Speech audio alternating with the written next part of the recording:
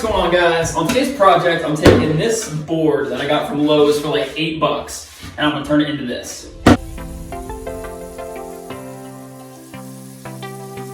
So without wasting time, let's get into the video.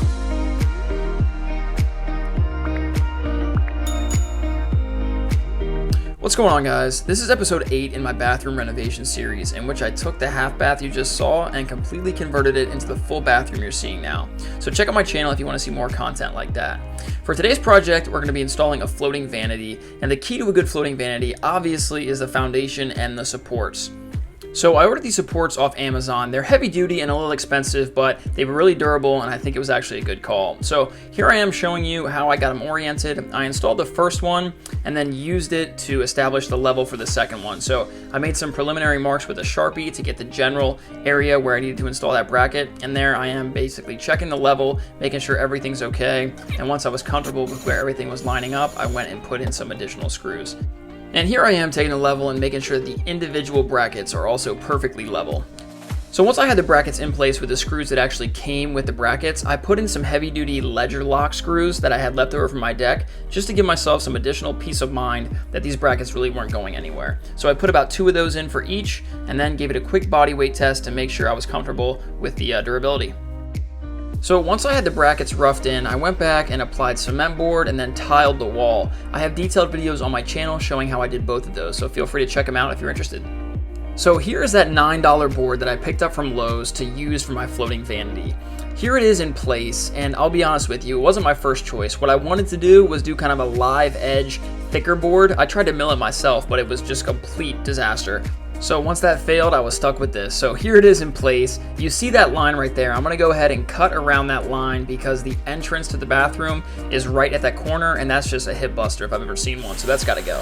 So here I am, I took the board outside and I'm just using a jigsaw to kind of cut that off. Doesn't need to be perfect, just needs to be close. So here I am taking care of that. And then next up, I established just a straight edge ledger that I could use to guide my circular saw. So I need to cut off a little bit of a length so it actually fits in the bathroom. So using that ledger board, I went ahead and cut that off. Then I grabbed some 120 grit sandpaper and just sanded down the edges. You could use a router here if you want a rounded edge, but I figured, keeping that square edge just sanded down would be perfect.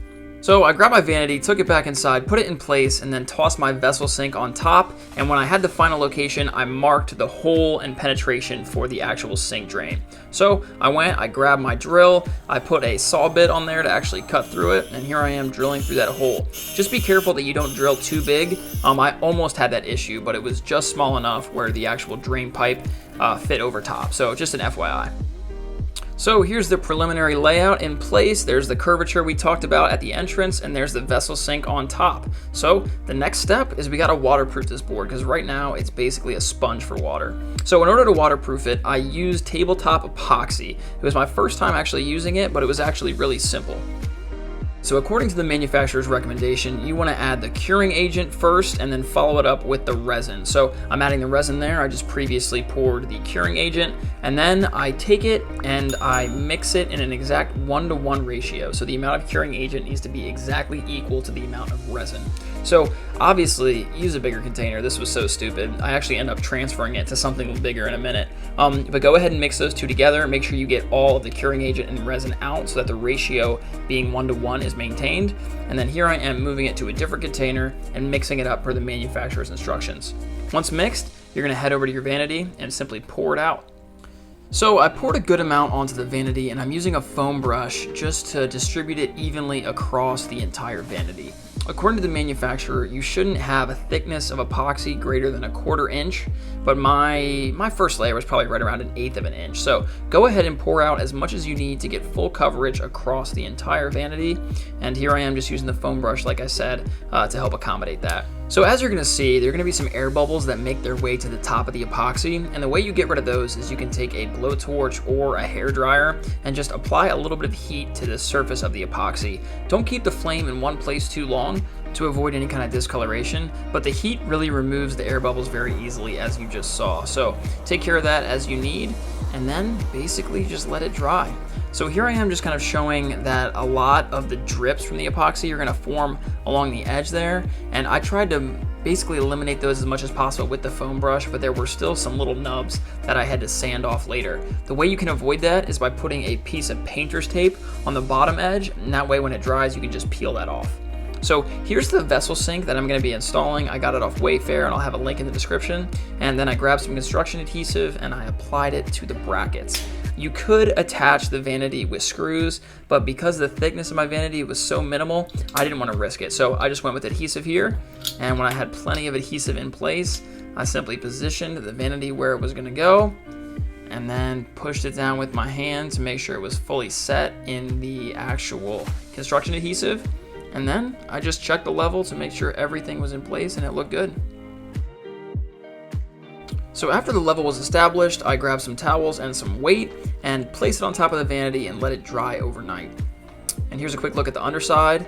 And then once it dried, I came back the next day and I taped off the caulk joint just because I suck at caulking and I want to make sure it looked clean. So I taped it off, then I grabbed some Maposil 100% silicone caulk and just caulked that line right there as you're seeing, just to make sure no water could get behind the vanity in between the wall. So I went ahead and applied that and then pulled the tape off just like so.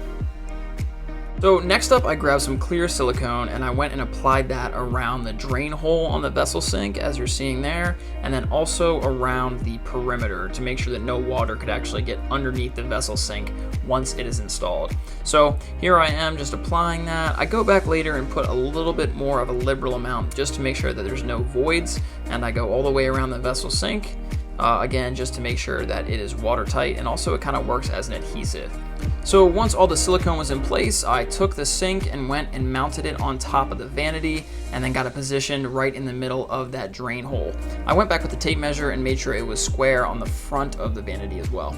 So here I am installing the plumbing components, and I'm not going to go into too much detail with plumbing here because I installed a bottle trap and you might end up going with a P-trap, but essentially the drain pipe that you install is going to pull the vessel sink down onto the vanity, and once the silicone dries, it will basically cure in place and that thing's not going anywhere. So once I had everything hooked up, I gave it a quick water test, and here we go for the big reveal.